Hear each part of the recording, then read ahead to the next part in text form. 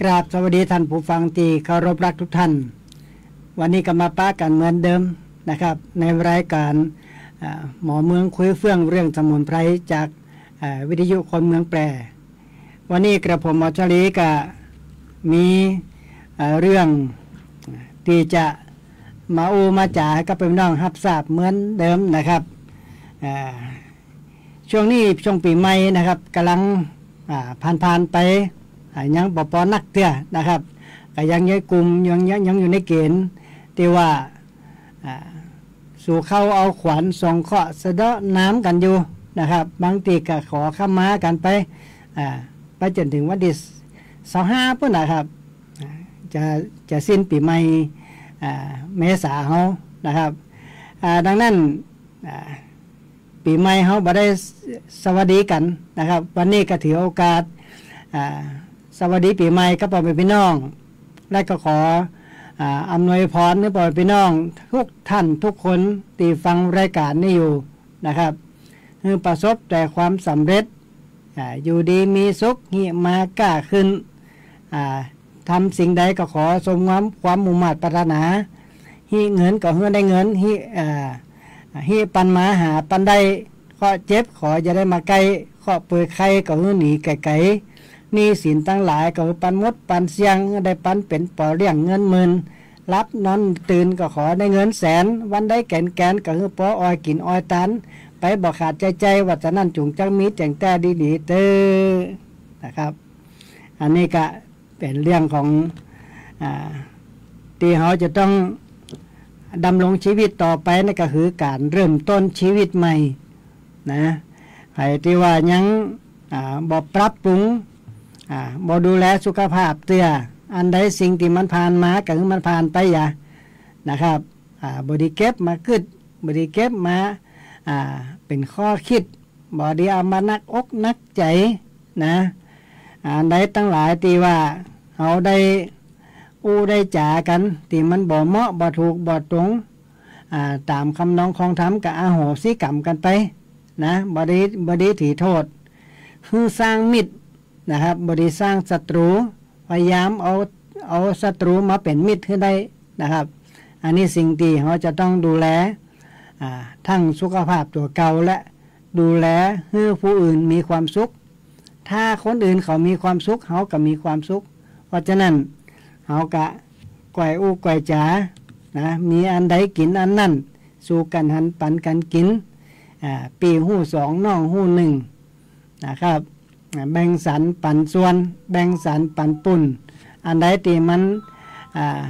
บ่เหมาะบ่งี้บ่งามก็บ่ดีเอามาใจนะครับดังนั้นเนี่ยการที่เขาจะเอาสิ่งที่มันบ่ดีเข้ามาสู่ในครอบครัวมันก็เป็นยะฮือมีปัญหานะครับอยู่สามีภรรยาก่อยก่อยจ๋ากำจ๋ามันม่วนบ่ดีซับตกซับยากบ่ดีตั้งตีว่ายะฮือแห่งฝ่ายหนึ่งนักใจนะครับที่แน่ๆล่ะนั่นก็คือเรื่องสุขภาพต้องมาก่อนนะครับไปจะมีเงินเป็นลำรถไปเป็นจะมีเงินเป็นถังก็บ่มีความหมายถ้าสุขภาพบ่ดีนะครับถ้าปากบ่ขึ้นแล้วกินกำเตอะเอากำเตอะมันบ่ได้แล้วนะครับเพราะฉะนั้นเนี่ยเปิ้นว่ากินได้ยามเมื่อ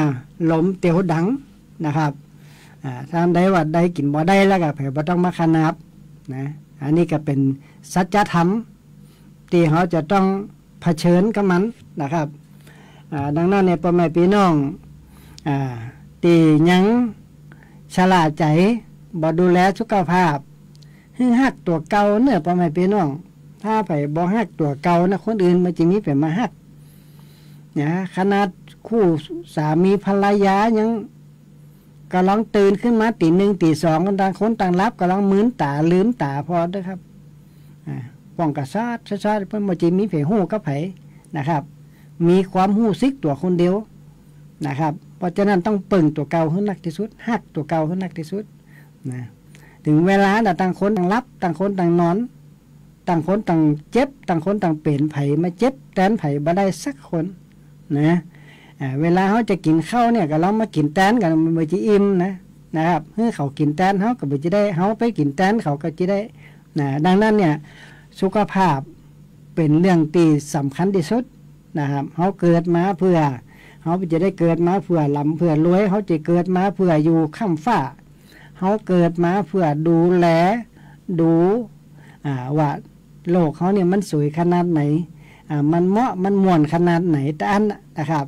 ตึกหือตึกอันก็คือไผ่ดูแลสุขภาพได้แต่หือแต่อันนะถ้าไผ่ดูแลสุขภาพได้ถึง70 80 90ก็ถือว่าสุดยอดละนะดังนั้นในเมื่อยังบ่เกิดเตี้ยเขากับป้องกันนะบางคนนี่ยังบ่ได้ป้องกันเตี้ยนะครับสำคัญที่สุดก็คือการกินการอยู่การดูแลสุขภาพเบื้องต้นเนี่ยต้องมาก่อนนะครับเราจะต้องป้องกันและดูแลและรักษาการรักษาการดูแลเนี่ยถ้าบ่ถูกต้องบ่ถูกตีถูกทางสังเกตพอตั้งวันนี่เตะไผที่ว่ากินยาความดันกินยาไมเกรน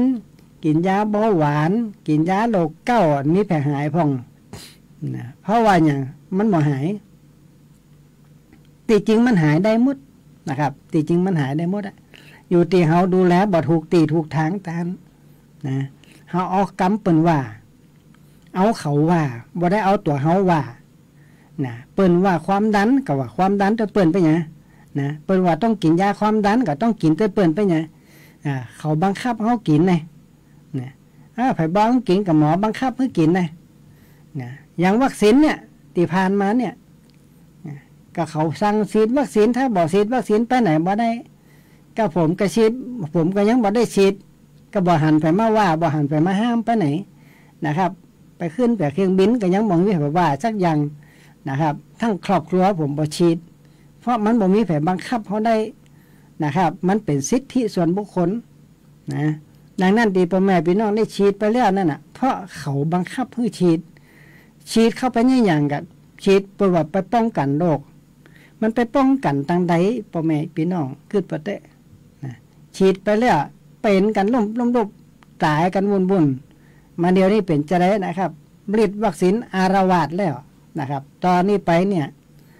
ถ้าไผบ่ดูแลดีเนี่ยจะมีปัญหากันละเริ่มเน็บเริ่มช้าเริ่มเป็นตาคิ้วเริ่มจ้ำเป็นเกิมเป็นเลือดเกิมจ้ำตัวเนี่ยตัวเป็นบวมเป็นป้องบางคนก็เป็นคนมาเกาเปิ้นว่าฝีการเนี่ยพ่อแม่พี่น้องที่เปิ้นเอาไปฉีดเขาเนี่ยคือเชื้อโรคนะเขาว่าเชื้อไวรัสมันจะตายบ่ตายว่าเอาไปทำเป็นวัคซีนนะครับเอาเชื้อโรคหรือว่าเชื้อฝีการนั่นน่ะเอาเข้าไปอยู่ในตัวเขาถ้าตัวเขามันมีฮอร์โมนมีเนื้อมีหนังมีน้ำเหลืองมีเลือดมีหยังก็คืออาหารโอชะของมันก็ไปแผ่เจี้ยอยู่หั่นนะไก่เนี่ยคือร่างกายเขาภูมิคุ้มกันเขาต่ำไปอย่างเนี่ยเขาว่าปิดฝีการนะมันเข้าปอดแต่ก็เขาเรียกปิดฝีการถ้ามันจ้ำสังเกตเด้อเนอบางคนจ้ำเป็นวงตัวแข้งตัวขาจ้ำม่านเป็นซุกมาเกณฑ์จ้ำมาเกณฑ์เป็นว่าจ้ำบางคนก็แหวดหลังแปดเอวบางคนก็หัวเขาบวมจ้ำนะนั่นเขาค้นมาเกาว่าเป็นเขาว่าเป็นการเนี่ยนะครับการฝีการภายในและการภายนอกนะครับเขาเรียกว่าหูดดำหูดแดงนะหูดดำหูดแดงเนี่ยมันเป็นจานนะครับดังนั้นเนี่ยมันสามารถป้องกันและรักษาได้นะโรคความดันโรคไมเกรนโรคเบาหวานผมก็ว่ามาเป็นปีหลายปีละนะบางคนก็เจียบางคนก็บ่เจียที่เปิ้นเจียเปิ้นสบายมาเดี๋ยวนี้นะครับบัดแดดร้อนเปิ้นบ่ได้กินยาความดันเปิ้นบ่ได้กินยาเบาหวานบ่ได้กินยาไมเกรนบ่ได้กินยาโรคเก้าละ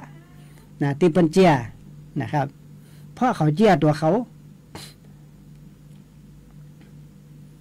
ถ้าไปเจียเขาว่าเนี่ยมันก็บ่ได้ย่างสักเตี้ยนะแล้วผมก็ซ้ำมาบอกคือต่อไปหั่นว่าไผที่ว่าเป็นความดันเนี่ยเพราะว่าความดันเปิ้นแบ่งมาออกแล้วเป็น2กลุ่มความดันกลุ่มแรกเนี่ยความดันเกิดจากเลือดนั่นก็คือความดันจากเลือดคือคนกลุ่มที่เกิดพฤษภามิถุนา กรกฎาและสิงหาพ่อแม่พี่น้องต้องแก้ให้ถูกจุดบ่จิว่ารวมเป๊ะกินยาความดันเหมือนกันไปหมดทั่วประเทศยาไปยามาในกินยาต่างเข้านะมันบ่หายสักเดียส่วนสุดท้ายเป็นจะได้ไตพังกะทายยากยาฮือเจ็บยาลงตะกามบองบางพองก็เป็นบวมเป็นป้องไตพิการไปแหมนี่ตับไตหัวใจม้ามปอดไปเลยนะถ้าจะแก้กลุ่มนี้ก็ต้องแก้ตีเลือดนะครับนั่นก็คือบำรุงหัวใจนั่นเองนะฮะกลุ่มนี้ก็จะเป็นมันจะขึ้นตั้งแต่ไหลปวดไหลขึ้นมาขึ้นเก้าหูกกหูออกหงิบออกเบ้าตานี่ความดันเกิดจากเลือดกลุ่มนี้ก็คือกลุ่มที่เกิดพฤษภามิถุนากรกฎาและสิงหาต้องไปแก้ที่เลือดเนื้อพ่อแม่พี่น้องถ้าหมออั้นหมอหายไปกินยาความดันกับไตพังไปหมดนะครับคนมาเกาบนว่าเป็นล้มอัมพฤกษ์นะอันนี้เขาว่าล้มอัมพฤกษ์ขึ้นหัวออกตากลุ่มนี้เสี่ยงมะเร็งแค่ 5% นั่นนะบ่ต้องกลัวนะครับการรักษาจะหายเร็วถ้าไปเป็นเนี่ยที่ว่าเป็น 5% เนี่ยเสี่ยง 5% คือ 1. โดนกระทบกระแทกอย่างรุนแรงอย่างเหือตับเพี้ยนอย่างเหือตับผิดปกติ 2. กินยาหนักเกินไปกับอย่างเหือตับเพี้ยนตับผิดปกติไป 3. สารพิษสะสมอันนี้กับอย่างเหือตับทำงานหนักอย่างเหือเป็นพิษ 4. พยาธิใบไม้ในตับนี่อย่างเหือเป็น4อย่างเนี่ยเนี่ยจะได้บอกให้มันเป็นกับเดือนกับกินยาฆ่าพยาธิมันอย่าเตี้ยหนึ่งสมุนไพรที่สามารถฆ่าพยาธิได้ดีนี่คือยาหนอนตายยากนะหนอนตายยากใหญ่หนอนตายยากเล็กอันนี้มีอยู่รักษาฆ่าเชื้อพยาธิฆ่าไข่พยาธิ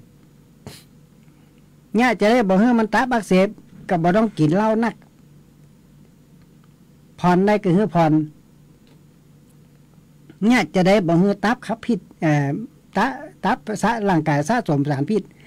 เฮาก็กินว่านรังจืดอย่างกะเดือนกิน2 วัน3 วันก็ยังดีก็บ่ได้กินนะครับแต่ถ้า7 วันนี่สามารถลดสารพิษได้ถึง 70% นะครับและกลุ่มนี้เสี่ยงมะเร็งแค่ 5% ที่ว่าเนี่ยการรักษาจะง่ายถ้าเป็นฝีตีนมก็มันก็บ่เป็นนักตึกละมันก็เป็นปิดเป็นฝีธรรมดาบ่มีเชื้อมะเร็งนะครับเป็นสารการรักษาก็ง่ายนะแฮมกลุ่มหนึ่งกลุ่มที่เสี่ยงเกี่ยวกับการทำงานของตับ 90% ก่อนนะความดันไมเกรนที่ว่าเป็นที่กินยาความดันเนี่ยกลุ่มนี้ความดันจะสูงนักก็คือคนเกิดตั้งแต่วันที่7 ธันวาขึ้นไปเลยผมได้อู้มาปีแล้วละนะดังนั้นก็วันนี้ถือโอกาสมาทบทวนเราเริ่มต้นใหม่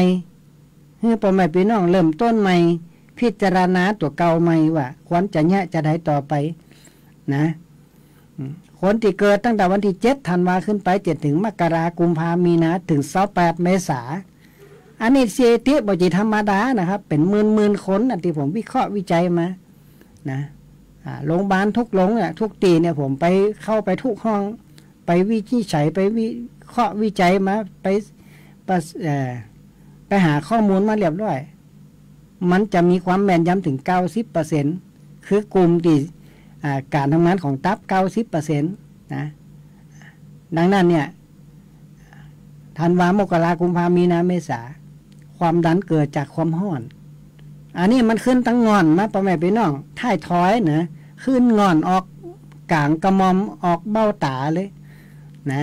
ความดันตัวนี้สังเกตพิจารณาพอเตอะนะครับกลุ่มนี้จะเจ็บคนมาเกาบนว่าผีตะวันที่ว่าเจ็บหัวออกตาเนี่ยนะหรือมาหิงคูดขึ้นหัวออกตานะครับล้มมาหิงคูดคนมาเกาเปิดกระสร้างระยะล้มมาหิงคูดดูนะครับเล็บพูดน้อยเล็บพูดดวงอย่างนี้เป็นสมุนไพรที่สามารถดับปิดติดตับได้นะครับมันแก้ตับนั่นเองเก้าเล็บพูดนี่ดูแลเรื่องตับนั่นเองเรื่องของเลี้ยงมันนะเก้าเคล็ดเก้าหนามเคล็ดเก้าหมูนี่นะปิดเตาะหมูเนี่ยเข้ายาฝียาสารหมดดูแลเรื่องตับหมด เพราะฉะนั้นเนี่ยต้องแก้ให้ถูกจุดไอเรื่องความดันเนี่ยเขาแบ่งกลุ่มมาแล้ว2 กลุ่มใดที่รักษาไปทั้งความดันไปทั้งเลือดก็เป็นของกลุ่มพฤษภามิถุนากรกฎาสิงหาอันนั้นต้องไปแก้ให้ถูกจุดเนอะนะอย่างบำรุงหัวใจกับน้ำใบเตยนะน้ำจะไข่มะลิพิกุลบุญหนักสารพีบัวหลวงดีบัวหัวร้อยรู้กระเช่าผีหมดจะได้เกิดหางมดหีนะครับเพราะเนี่ยฉีบกระจรเต้นเป็นปกติบอกฉีบกระจรเต้นเหลวเกินไปถ้าเต้นเหลวเกินไปกับบดีนะครับหายใจยงขวางนะเป็นหวัดหัวใจนั่นนะครับแล้วหัวร้อยรู้มันมีผักไตผักกลางผักไตน้ำกร่อยเป็นหัวเหมือนกันอย่างหางมดหีเนี่ยยังหางมดหีเนี่ยแต่มันอยู่โคกไม้เขาเรียกว่ากาฟากชนิดหนึ่งมันเป็นกาฟากชนิดหนึ่งอยู่ในโคกไม้ทั้งผักไตพุ่นนะครับมีปลาเลอะเขาทั้งผักไตร้านขายยาจีนก็มีลองไปหาซื้อพอหัวร้อยรู้บำรุงหัวใจที่นี่มันก็มีดีบัวนะครับเกสรบัวหลวงหรือมะลิพิกุลบุญหนักสารพีบัวหลวงเกสรโกดทั้งเก้าอย่างนี้โกดเทียนทั้ง5อย่างนี้ดูแลหัวใจหมดนะครับมันมีสมุนไพรอยู่แล้วแต่พอไม่เป็นท้องบ่สนใจเรื่องนี้ก็เลยเนี่ยไปเอาเปิ่นว่านะครับมันก็เลยบ่หายสักเดียอายุเลยบ่ม่วนบ่ยาวสักคำนะครับบ่กี่เดือนกับไปละนะกินยาไปกับไตไปอย่าละนะอันนี้ก็พิจารณาเนอตั้งเก้าใหม่วันนี้ผมมาบอกว่าตั้งเก้าใหม่กลุ่มที่เสี่ยงตั้งมะเร็งนักนี่ก็คือธันวามกรากุมภามีนาเมษาคือไปกินของขมอย่างบำรุงตับตับเต่าน้อยตับเต่าหลวงนะตับไก่ตับหมูตับงัวตับควายได้หมดตับทุกอย่างบางคนนี่บอกกินตับนี่ซื้อไปให้หมาให้แมวบ่หักหมาหักแมวยิ่งกว่าตัวเก่านะหมาเนี่ยกินอย่างดีแหละครับเราไปจีได้ประโยชน์สักอย่างนะเลี้ยงหมาเลี้ยงแมวสวกไปคบเขาก็ไปเลี้ยงเป็นล้าผมละมาเดี๋ยวนี่หักหมาหักแมวหมาตัวใดหรือว่าสุนัขเนี่ยตีมันสวกเนี่ยเกี่ยเข้าแล้วชื่อฟอกชื่อว่าตะกระจับใส่ปากของมันเนี่ยเห่าได้มันเห่ามดวันมดคืนก็ได้นะครับมันจะเป็นหยังกันไว้อันนี้เขียนป้าหน้าบ้านระวังหมาดุแล้วไผ่อย่าไปเงียวหาละกางอบไปท่านช่วยเจมไผ่อย่าเข้าไปหาได้นะพิจารณาเนี่ยพ่อแม่พี่น้องไผ่ที่ว่าเลี้ยงหมาชุกๆนั่นน่ะเปิ่นมีอยู่แล้วนะครับ80 บาท150อยู่ที่ของถูกของแป้งของงามบ่งามแต่อันน่ะฟอกหรือว่ากระจับตีใส่ปากหมานะมัดมันเนี่ยมันจะว่ามันจะได้ปากอย่างขนนะครับใส่ขึ้นมาแล้วมันก็อยู่ในกรงในคอกหรือว่ามัดไปอย่าบ่มัดก็ได้ปล่อยนะครับถ้ามัดยิงซวกนะหมาแมวนี่นะยิงขังยิงซวกเนื้อพ่อแม่พี่น้องเพราะฉะนั้นไผ่ที่ว่าญาติพี่น้องไปเข้าไปเนี่ยถ้าใครฮื้อหมามันหักเขาเนี่ยเอาเข้ากระลิกแขนกระลิกแข่งกระลิกขาเลยว่าถุยน้ำลายเข้าใส่ไม่น้อยกับโจนให้มันกินอย่าเป็นลูกจีนก็ได้ถ้าหมามันมักกินจีนกับลูกจีนหมามักกินอาหารกับถุยน้ำลายใส่อาหารนั่นมันซื้อของไปฝากมันผ่องอันนี้เนี่ยจะอะไรมันเกยเขาไงหมากับคนมันกับเหมือนเดียวกันนั่นแหละนะครับยิงไปเฮกใส่มันยิงไปเอ็กใส่มันทำให้นะมันจำได้จัดแม่นนะพอแม่พี่น้องไปง่างมาไม่ใส่มั่ง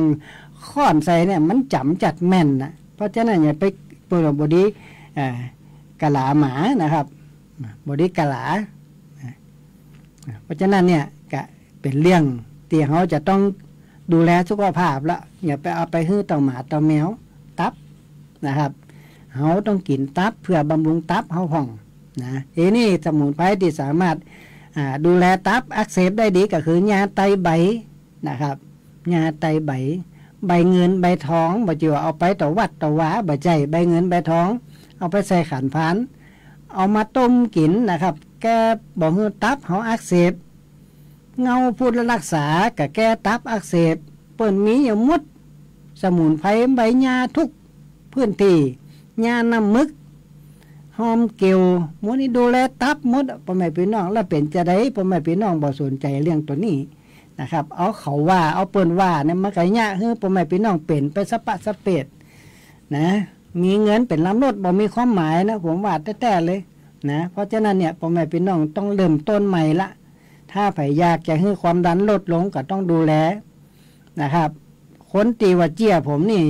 พ่อแม่พี่น้องฟังรายการผมเนี่ยเปิ้นดีหมดนะครับเปิ้นโทรมาเนี่ยมาเดี๋ยวบ่ได้กินยาความดันแต่ก่อนกินยาความดันเป็นว่าเล่นนะครับกินยาเบาหวานกินยาเนี่ยมาเดี๋ยวเปิ้นชั่วหมดนะคนที่เขา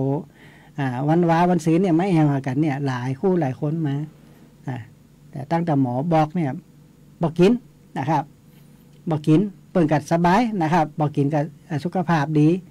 นะอันนี้ก็คือพ่อแม่พี่น้องคนที่ยังบอกพิจารณาตัวเก่ากะคือไปพิจารณาอย่างนึงอ้อยแดงปลาเลือพ่อแม่พี่น้องไผเดว่าไตบดีเนี่ยนะกินยาเบาหวานกินยาความดันมาเมินละยาคือถ่ายยากถ่ายแก้นเพราะว่าจากสุมาเตจะขี้จะถ่ายออกมาเนี่ยมันขึ้นอยู่กับไตเนี่ยพ่อแม่พี่น้องไตทำหน้าที่กลไกของไตเนี่ยทำหน้าที่ปิดเปิดหูรูดเนี่ยบังคับหูรูดปั้นเฮาว่าดักนะครับเตี่ยเอากากของเสียออกมานั่นน่ะไตทำหน้าที่จุดนี้เนี่ยพ่อแม่พี่น้องเพียงแต่ว่าเขาบอกหูหมอเพิ่นก็บ่จะได้บอกผมก็บ่ได้เรียนมาเหมือนกันนะแต่ศึกษาค้นคว้ามานะถ้าบอดแต่นี่ผมก็บ่จะได้มาออกอากาศจริงได้นะพ่อแม่พี่น้องเป๊ะ 100% นะดังนั้นเนี่ยการที่เขาจะดูแลสุขภาพได้ดีขนาดไหนเนี่ยเขาก็ต้องศึกษาอย่างน้อยหนึ่งนะครับในเมื่อหู้แล้วก็ต้องปฏิบัติถ้าบอกปฏิบัติกับฟังหูซ้ายทะลุหูขวามันก็เหมือนเดิมนะครับเดี๋ยวเขามาอู้กันต่อนะครับเขามาฟังเสียงเพลงสักเพลงนะครับเดี๋ยวพ่อแม่พี่น้องก็จะได้ฟังสาระดีๆต่อไปนะครับเชิญพ่อแม่พี่น้องรับฟังเสียงเพลงได้เลยครับ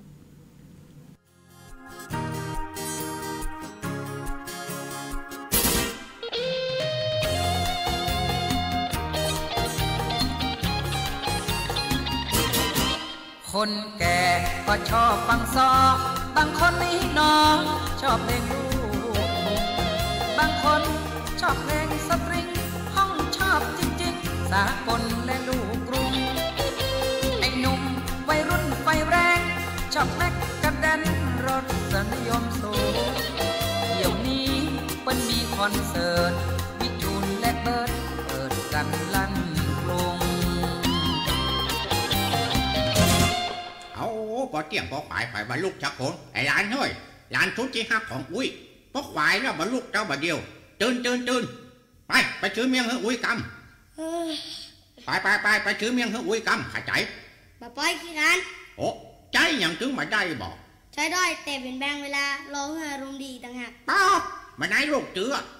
อารมณ์ดีถ้ามีเงินใช้ได้ง่ายๆไปจ่ายเงินได้จะได้เม่นก็อุ้ยไปจะหาท้อไอ้คอนเสิร์ตขึ้นสมองอุ้ยใจเนี่ยอย่างแบบเนี้ยมาทีไปดูคอนเสิร์ตเปิ้ลหึ่งห้องเพลงตัวห้องเปิ้ลหึ่งถอดเสื้อถอดมันเป็นอย่างที่โกโหติกาอย่างของถูไอ้คอนไอ้เชิดเนี่ยบัดไงลูกเจือ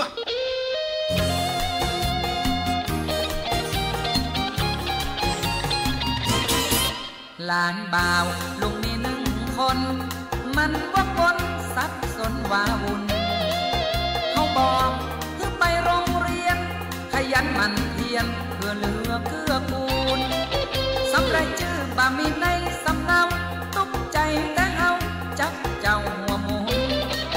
เพราะว่าชื่อมันซับบ่ดนมันก็เลยตกหล่นต้องมาพ้นทีโลนไหนนี่ใบลานชุดขมอมออกงออยู่ในแปลงตาเหมือนเครื่องคิดเลขบักอันสวัสดีครับท่านนายอำเภอโอ้นายอำเภอไม่ใช่นายอำเภอขอโทษครับผมขอเขียนชื่อให้หลานผมกั้มเจอครับข้อใหญ่ขนาดนี้ยังแบบมีชื่อแต่ครับอันชื่อแต่มันมิ่งครับแต่มันเขียนบ่ได้ครับถ้าเขียนมาได้ไปหาพ่อหลวงและกำนันพุ่นเนอะโอ้ยผมไปมาหมดละครับถ้าเขาเขียนได้ผมจึงบอกโพสต์มาที่นี่ครับท ครับเอาละแล้วละออนนี่เกิดปีอย่างครับเกิดปีฟ้าผ่าอีเมืองเนี่ยครับผมจำมาได้แล้วครับโอ้อันมันชื่อว่าใดครับผมจะเขียนฮื้อครับอันชื่อเด็กชายครับถ้าอย่างนี้ผมก็เขียนมาได้ครับเปลี่ยนชื่อใหม่บ่ผมจะเปลี่ยนฮื้อครับมาได้ครับเขาจะเปลี่ยนหลายคนละเปลี่ยนมาได้เมื่อยกูเจือครับเป็นไปได้กันลุงแต่นะผมตึงห้องเอียครับ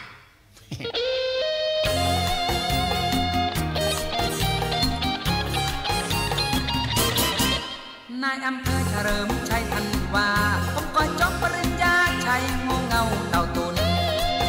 แต่ว่าชื่อนั้นเขียนบันไดเอาสำเนาปิ๊กไปเปลี่ยนใหม่ตะคุณ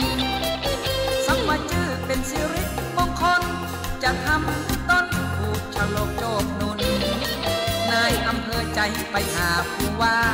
คนลับออกมาคนขึ้นมาได้ครับ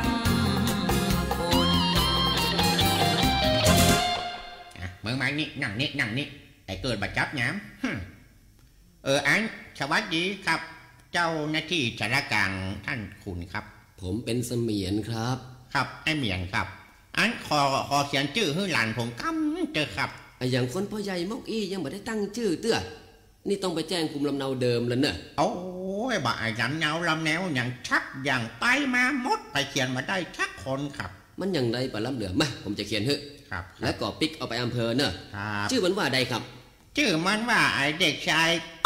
ครับชื่ออย่างก็ครับเด็กชายอยากครับมันมีตัวอย่างพ่อมันสะกดอย่างใดอ่ะผมก็เขียนมาได้นะครับอันผมไปมาอย่างนี้ครับถ้าอย่างอี้ผมก็เขียนมาได้เนอะปิ๊กไปบ้านได้ไปถึงมาได้ละอีบอกครับมาได้ละอีเขียนมาได้ละปะแรงชุดท้ายเป็นที่เปิ่งของลุงป้นน่ะหนังสือพิมพ์ไทยนิ้วป้นบักเปิ่งของหนังสือดีไปที่หนังสือพิมพ์ไทยนิ้วบักไป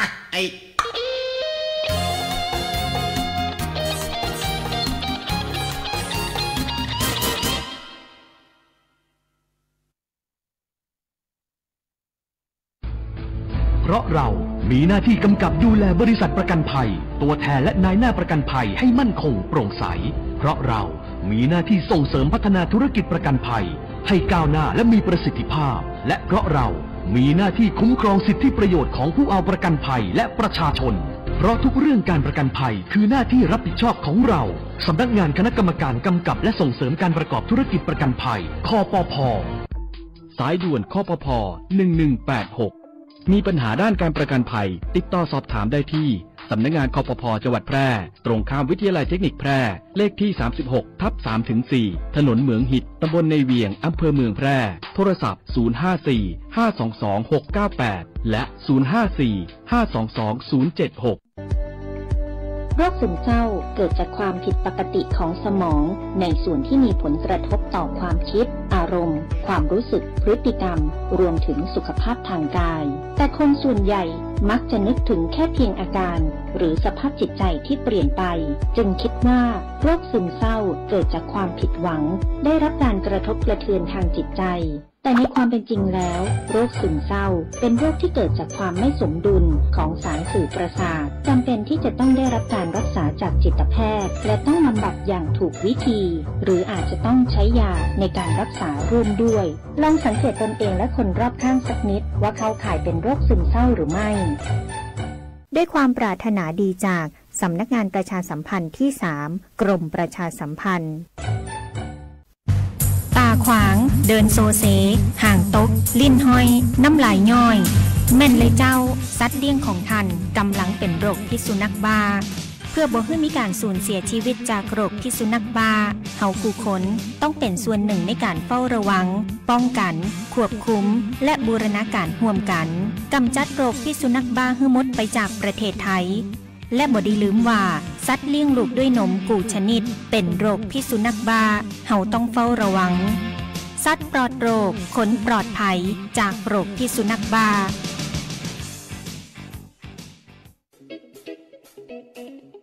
ขับขี่ปลอดภัยเมืองไทยไร้อุบัติเหตุด้วยความปรารถนาดีจากสวท.แพร่ FM 91 เมกะเฮิรตซ์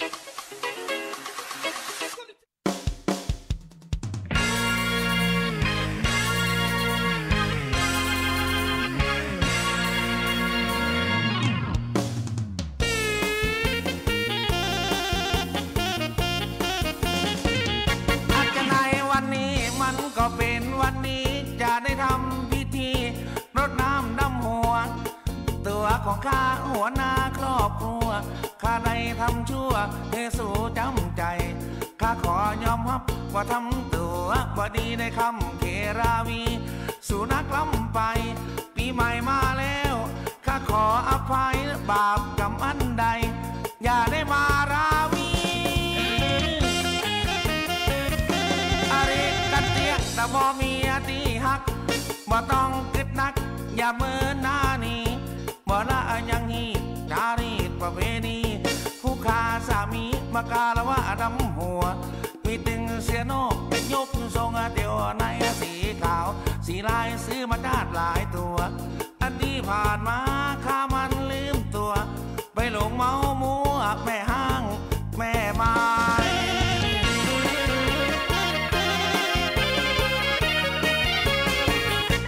อาริกันโตมาโอมาเต้าที่ข้ารักเมาเมียไอ้สุขไอ้ใจเรื่องมันผ่านแล้วก็คือมันผ่านไปขอสุมาอภัยอย่าได้ว่ากันเคยรักเงินสู่ตีปืนสลีไปเลี้ยงน้องสีลูกปีนี้อายกันปีเก่าผ่านไปอโหสิฮือกันมาสร้างความสัมพันธ์ให้โลกมันเปลี่ยนไปอาริกาโตข้าขอคำนับข้าจึงยอมรับว่าทำตัวเลวไหลข้ามันทำชั่วกับสู่ล้ำไปเตะเป็นความพินง่ายขออภัยเตอะนาที่ได้กวนสู่ตึงมาวันเมื่อคืนนั้นดึกดื่นตีสี่ตีห้าได้เอาแข้งกายแข้งได้เอาขาปาดขาข้าจะขอสุมาเฮียนายก็ว่านี้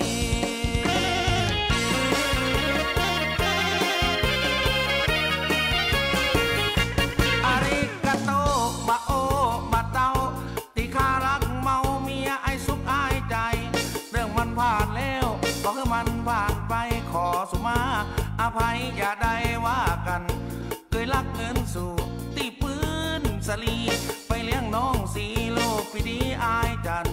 ปีเก่าผ่านไปอโหสิฮือกันมาสร้างความสัมพันธ์ให้โลกมันเปลี่ยนไปอาริกาโตข้าขอคำนับข้าจึงยอมรับว่าทำตัวเลวไหลข้ามันทำชั่วกับสู่ล้ำไปเตะเป็นความปีนง่ายขออภัยเตอะนาที่ได้กวนสู่ตึงมาวันเมื่อคืนนั้นดึกดื่นตีสี่ตีห้าได้เอาแข้งกายแข้งได้เอาขาปาดขาข้าจะขอสุมาเฮียนายก็วันนี้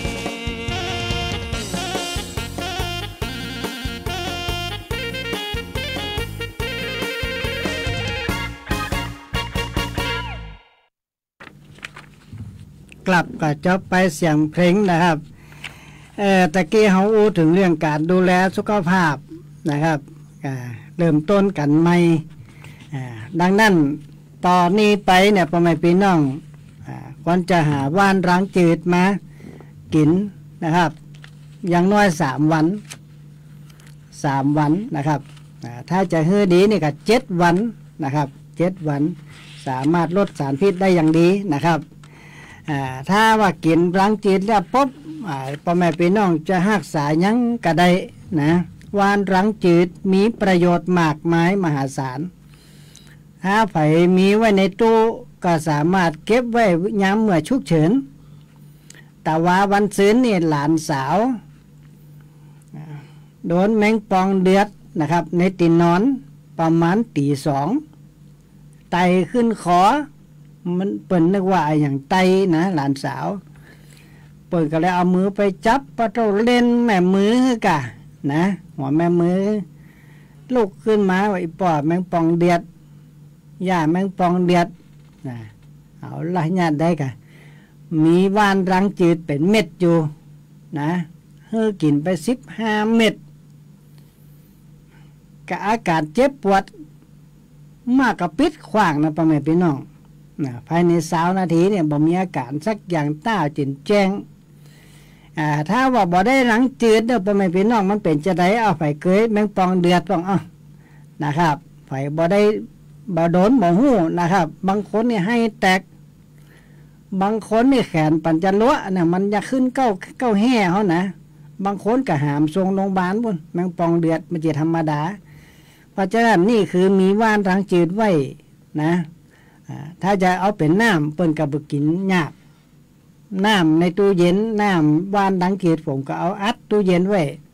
2-3 ขวดอัดแข็งไว้เลยนะบ่ต้องเอามากินน่ะเดือน2 เดือนถ้ามาก็พอเขาก็เอามากินเนี่ยก็ต้มเอาไว้เหมือนเดิมเอามาแตนมุงเนี่ยจีน่ะถ้าพ่อแม่พี่น้องมีทุกหลังคาเฮือนเนี่ยมันจะช่วยได้ไปที่ว่ากินเหล้าปีใหม่นักๆก็ร้องพอไปสูบบุหรี่มาเมินก็ร้องพออย่างน้อยได้ครับพิษสะสางร่างซวยมันอย่าพ่องคือมันออกจากสมองคือมันออกจากเลือดจากอันนี้เอาไป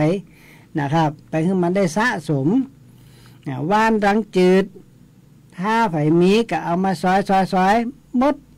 ตากแห้งตากแห้งได้เรียบร้อยปุ๊บก็เอามาใส่หม้อขางล้างมันอย่ากำนะครับล้างมันอย่ากำเพื่ออย่างเพื่อได้ไล่ความชื้นออกทั้งหมดไล่ความชื้นออกได้หมอแหนมจะได้ฆ่าเชื้อโรคในตัวแฮมนะครับระยะคือมันหอมเวลาเอาไปบดเนี่ยมันจะหอมเอาใส่เครื่องปั่นเลยนะครับเครื่องปั่นพริกปั่นอย่างก็ได้นะถ้ามันบ่มีเครื่องปั่นกับใส่โคกขั้นต่ำกับเอาหึงเอากระแตแกงข้าวร่อนเนี่ยนะครับร่อนเนี่ยก็เก็บใส่ขวดไว้นะเก็บใส่ขวดใส่ไตไว้ก็เขียนจืดติดว่าว่านดังจืดว่านดังจืดหรือพ่อแม่พี่น้องอย่างเงี้ยเป็นเม็ดก็ได้เอาแป้งข้าวเจ้ามาอย่างถ้าว่าผงยาสักขีดเนี่ยก็ใส่แป้งสัก2 ขีดเอา1:2นะแป้งข้าวเจ้าเพราะแป้งข้าวเจ้านี่มีหน้าที่ลดสารพิษแก้ปิดดับเปี่ยวห้อนอ่านเขาไปว่าม้วนอมน้ำข้าวเจ้าฟูอย่างเวลาเป็นทุกฝีทุกเป่าตุ่มเป่าตาน่ะม้วนน้ำเอาน้ำข้าวเจ้าฟูนะเวลาม้วนน้ำเปิดก็เอาข้าวเจ้าใส่อย่ายิบมือ1ถ้าต้มเปิดเอาข้าวเจ้าเปียกเข้าใส่อย่ายิบมือ1เพราะฉะนั้นข้าวเจ้าเนี่ยเป็นสมุนไพรที่เป็นยาเย็นนะครับ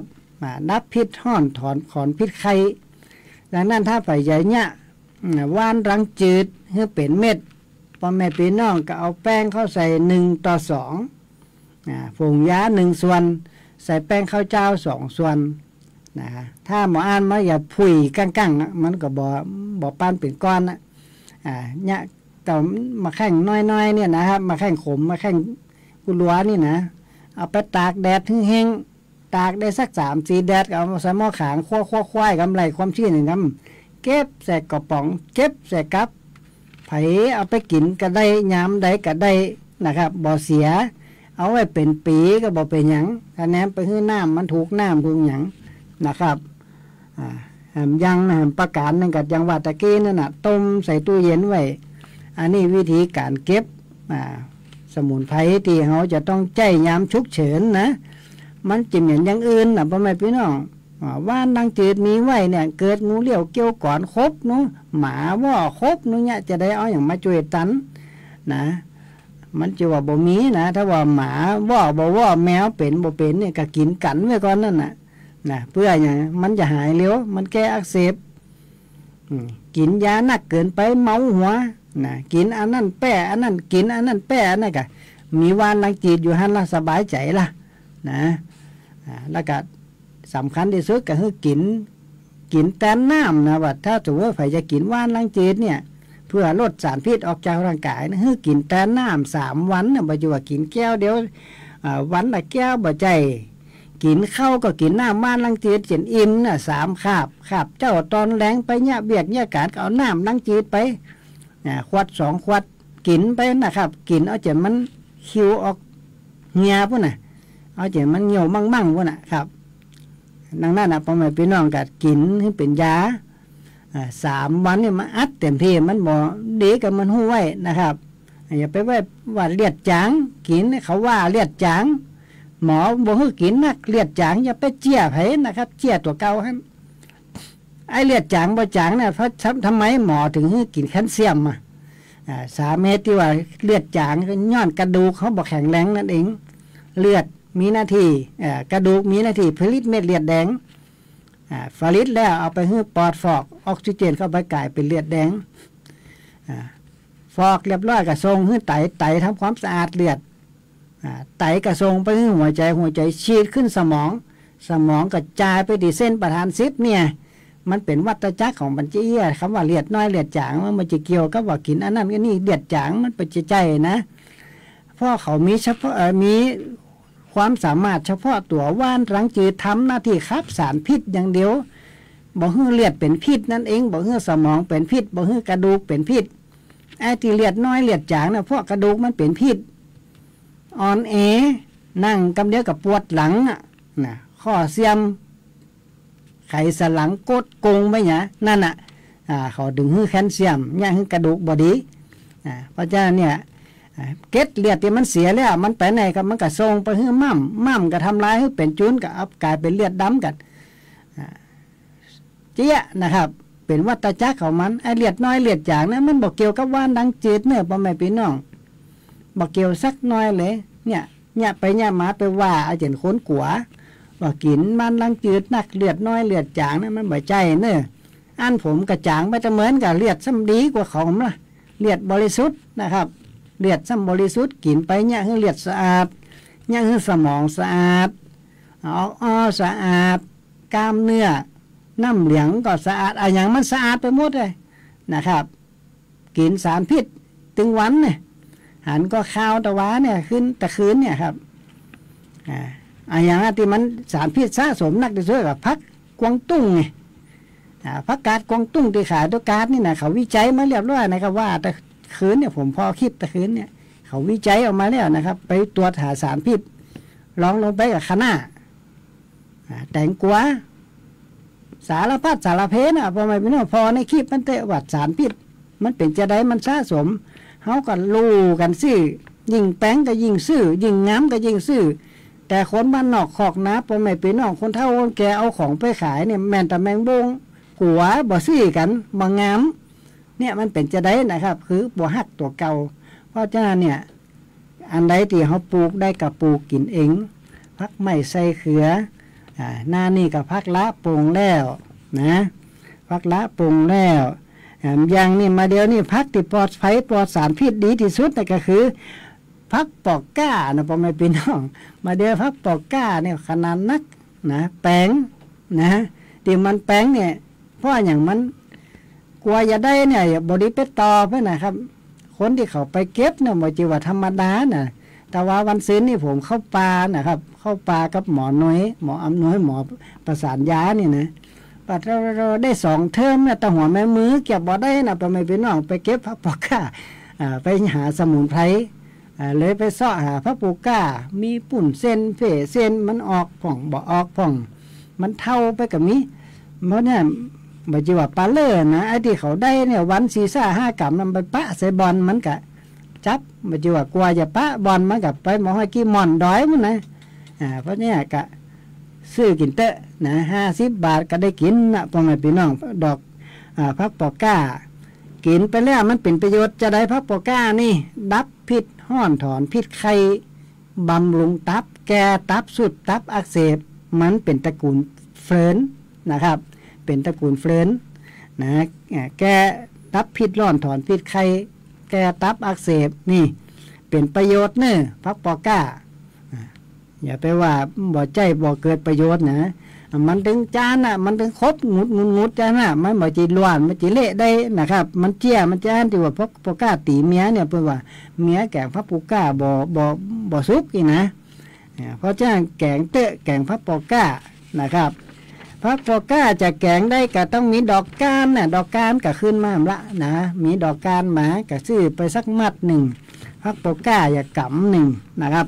เอาพักละอย่าสักนิ้วมือหนึ่งน้อยๆก็เขียนแบ่งสัก4-5 กรัมนี่นะอย่าไปใส่นักพักละนี่นะพักปอกก้าพักละเฮ็ดหูหนูพ่อแม่พี่น้องก็มีน้ำพริกสัก3 เม็ด2 เม็ดถ้ามันเผ็ดก็ใส่2 เม็ดพอละมันจิแป้พริก5เส้นละหลายคาพริก5คาเกลือหอมไหมไปแกงฟักปอกก้านี่นะบางคนนี่บ่จ้างแกงมันบะลำไปเกิมอย่าไปใส่รสดีบ่จิล้ำนะไปใส่ปลาแห้งก็บ่ล้ำ เจี้ยของมันก็คือแหลนเนี่ยหอกกะในกะถ้าพ่อแม่พี่น้องบ่มีแหลนบ่มีหอกบ่มีใน